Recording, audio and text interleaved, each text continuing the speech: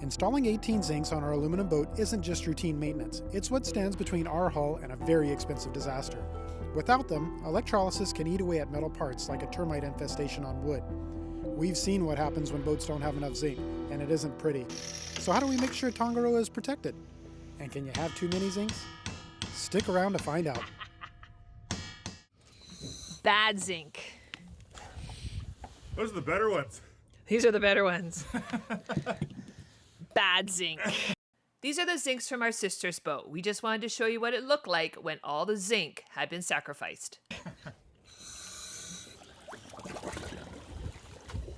Okay, so Dad, if these zincs we're looking at here. Yeah, those used to be zincs, but they're not zincs anymore. So if these zincs disappear, which is like this one's like gone. Right. What goes next on a fiberglass boat? On a fiberglass boat, your next least noble metal, which would probably be your bronze or aluminum. Well, aluminum for sure if you had aluminum propellers, but a bronze propeller would probably be next in the list.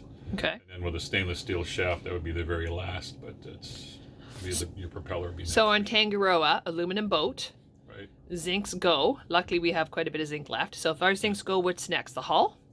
Well, aluminum boat, yep. You want to make sure you get lots of zincs on that hull for sure. Make sure you got your zincs.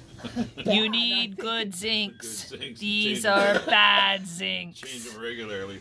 We had a friend of ours in the Bahamas who had a sail drive, aluminum sail drive. He was in a hot harbor where there was a lot of electricity running around. Month and a half, the sail drive was toast. It looked like somebody drilled holes through it everywhere because it was aluminum. It just disappeared on it.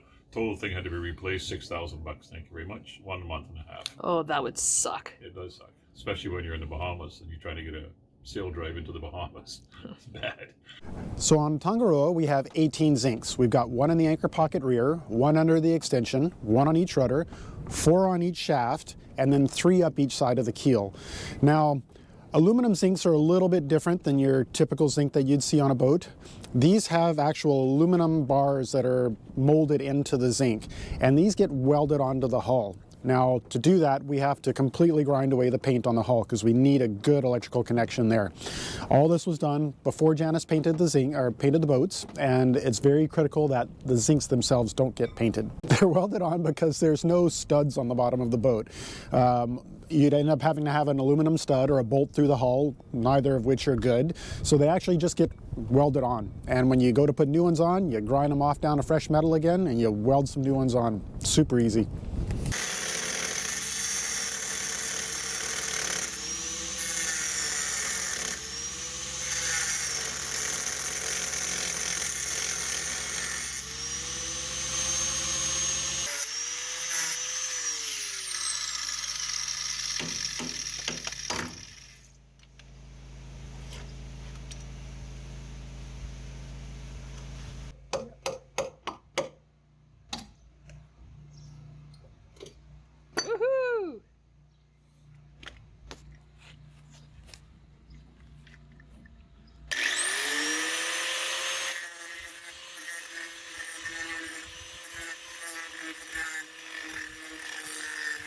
It is absolutely too hot to grind on the port side of the boat right now because that's where the sun is. So I'm going to put some zincs on. Let's see if I can explain why we use zincs. So 2 dissimilar metals in salt water form a battery, basically. And what happens is you get galvanic corrosion. And that means one of those metals, usually the lesser one on the periodic table, gives up a bit of itself. Okay? So what we do is we introduce a third metal, which is zinc. And zinc is basically becomes a sacrificial metal instead of our bronze propellers and our shafts. Now we have an aluminum boat. With aluminum boats, you can over zinc, and I'll let Blaine explain that a bit further. But what we have here is a lot of our zincs are welded to the hull. You can see one there on the keel. There's a couple more up there, and they're actually still in really good shape, so we're not going to change these. But the ones on the props, we carry 4 of them. They're actually quite heavy. They were corroded, and it wasn't really a full corrosion. What happened was they were corroded enough that the bolts would have come off and they would have fallen off. And we would rather have sacrificial zincs than lose our beautiful bronze propellers or our boat, because that would suck. So let's put some zincs on our boat. Now, it's very important that you have enough zinc on the boat, we know that, but it's also critical that you don't have too much zinc on the boat. Too much zinc can cause other issues like paint burn back around the zincs. On wooden boats you can get some rot due to it. And there's some other things as well that I'm not going to go into, but yes, very important that you don't over zinc. Now I have a meter on board, a little silver electrode in the water that I can measure my hull potential, and that will tell you if you have too much or too little zinc. I can't remember the exact voltage, but it's right around 900 millivolts, somewhere around in there. And as long as you maintain that voltage, you're good. And because of that, we know that 18 zincs is just about the perfect amount for this boat. First things first is to find the right Allen key. And you know what? It's always the one missing from the set. But I do have a jar of miscellaneous Allen keys, so let's see if I've got one in here. It's gonna be about that size. And I'm not very good at like telling you what size it is. I just know that it's gonna be about that one. Nope, needs to be smaller than that one. Okay, of course, that's gonna be the one that's missing. Of course it is. Okay, I'll get back to you once I find the right Allen key. So once I get the Allen key loosened, this just goes on like this, and then I tighten them up. It's actually fairly easy, and it's kind of fun. I'll just do one on that side first and one on this side to make sure it's held on.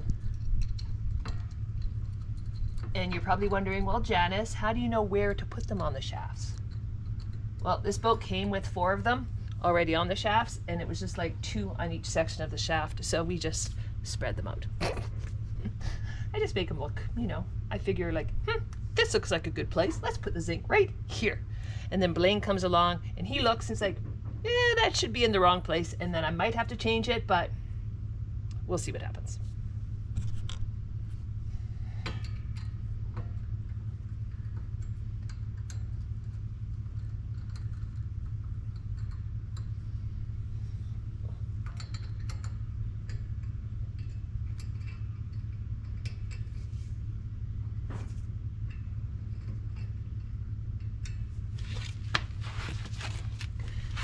This one doesn't want to go in. There's always one ornery bolt, screw, whatever it is. This is a bolt. There we go. I almost need glasses for this. I don't know what happened. I turned 50 and suddenly I'm blind.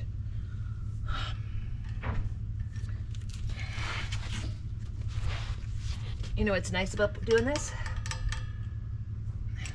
It's under the boat and it's shaded and it's cool. Because I was working on the port side of the boat, so hot right now. So I'm liking it under here. What I forgot to say is you got to smack the zincs too, which is kind of my favorite part. The whole goal of smacking the zincs is to get them to seat properly, because these little bolts are kind of small and you don't want to just wrench on them like I did without seating it. So I just get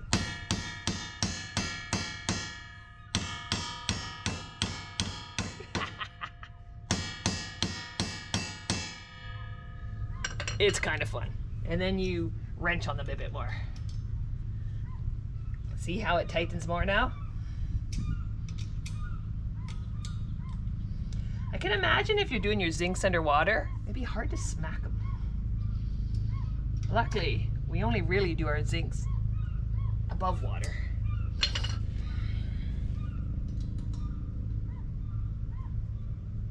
Righty tighty, lefty loosey. Oh, that's lefty loosey. Wait. Righty tighty. God, I gotta say that every time. Who else says that? Righty tighty, lefty loosey. It's also like if you're doing the days of the month, 30 days, September, April, June, and November.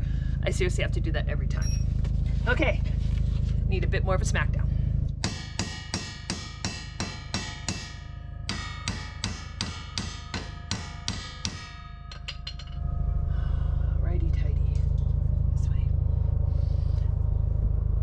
Do it until there's no more oomph. Like you can't twist the bolts anymore. Okay, I think you're pretty good.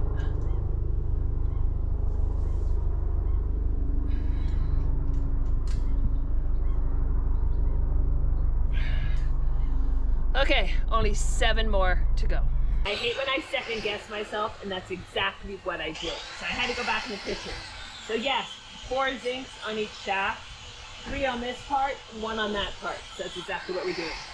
Okay, 1 shaft done. I'm not going to do the other one because Blaine is still, what's the word?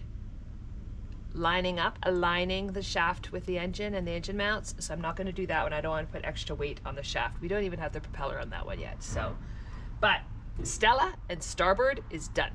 I'm going to get the zincs put on the port shaft. Blaine has it all lined up now. He's got the propeller on. So it's time to get these zincs on. So I put on a 4. We're going to put 3 on that part of the shaft after the coupler and 1 right here. I don't have room for 2. So it's going to be 1 and 3, exactly what I did with the starboard. And these are the zincs. They're big suckers and they're heavy. Now to find the right Allen key. That's always the challenge because there's always 1 Allen key missing and it's always going to be that Allen key that you need.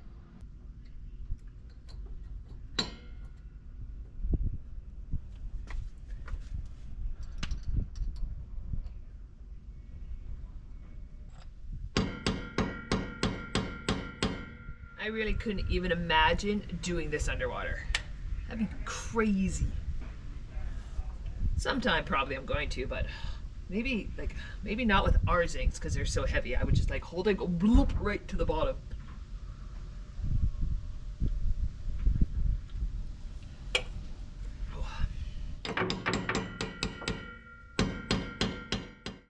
We are zinced up. So I've got 4 zincs on each shaft. I'll show you here. So port shaft, starboard shaft's got 4 zincs. And now I have to go figure out how to apply prop speed because I think there's a trick to it. And I gotta figure out how to apply prop speed to our props. If you enjoyed this video, please consider subscribing or joining our Patreon crew for exclusive content, Patreon-only swag, and weekly real-time video update called the Wheelhouse Weekly. And we'll see you the same time next Sunday as we tackle our teak decks. Protecting our aluminum boat with zincs is one thing. Keeping warm through Canadian winter is another. Just like we installed 18 zincs to prevent damage, we installed a hydronic heater to survive the cold. Want to see how we did it? Watch installing a hydronic heater to survive Canada's winter next.